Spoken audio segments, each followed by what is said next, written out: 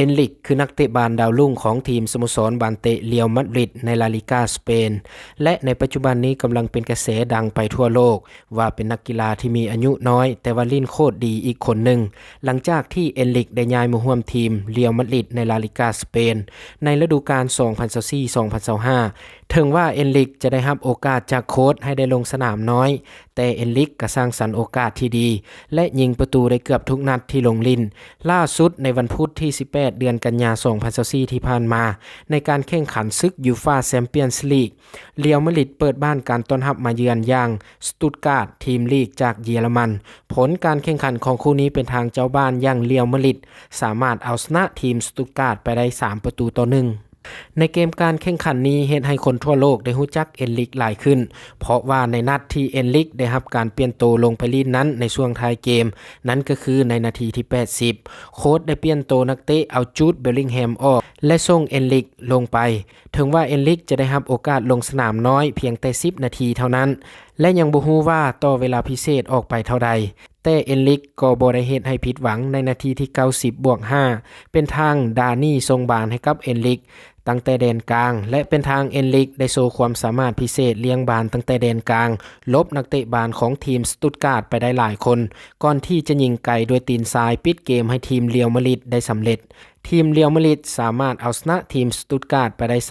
3-1หลังจากจบเกมการแข่งขันนี้แล้วเห็นให้แฟนบาลทั่วโลกได้รู้จักเอนริกพร้อมทั้งเป็นการแจ้งเกิดดาวดวงใหม่อย่างเอนริกกับสโมสรยักษ์ใหญ่อย่างเรียลมาดริดอย่างเป็นทางการนอกจากนี้ก็ยังมีแฟนบาลจำนวนหลายได้แสดงความคิดเห็นผ่านทางเพจ Facebook ของทีมเรียลมาดริดว่าสไตล์การเล่นของเอนริกนี้มีทักษะไปกับบาลได้ดีเห็นเอนริกในสนามแล้วคิดฮอด CR7 คริสเตียโนโรนัลโดบางความคิดเห็นก็แสดงว่าอนาคตของเอนริกไปไกลอย่างแน่นอนและยังมีหลายความคิดเห็นที่ส่งให้กับเอนริกส่วนหลายที่ค่อยไปอ่านเบิ่งความคิดเห็นแล้วแฟนบาลส่วนหลายก็ต่างแต่ย่องยอชมเชยเป็นส่วนหลายและบ่มีความคิดเห็นใดที่เว้าเสียดสีเอนริกเลย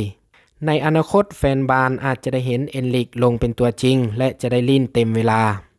เหตุผลอีกอย่างหนึ่งที่เอนริกยังบ่ทันได้ลงสนามเป็นตัวจริงและได้เป็นเพียงเตะโตสำรองก็ย้อนว่าทีมเรียลมาดริดนี้มีนักเตะบาลที่มีทักษะดีระดับโลกหลายคนดังนั้นจึงได้เลือกเอานักเตะคนใดคนหนึ่งลงสนามก่อนก็ได้เพราะว่าตำแหน่งทุกตำแหน่งบ่ว่าจะเป็นชุดสำรองหรือว่าชุดตัวจริงล้วนแล้วแต่มีสีตีนและทักษะการเตะบาลระดับโลกทั้งนั้น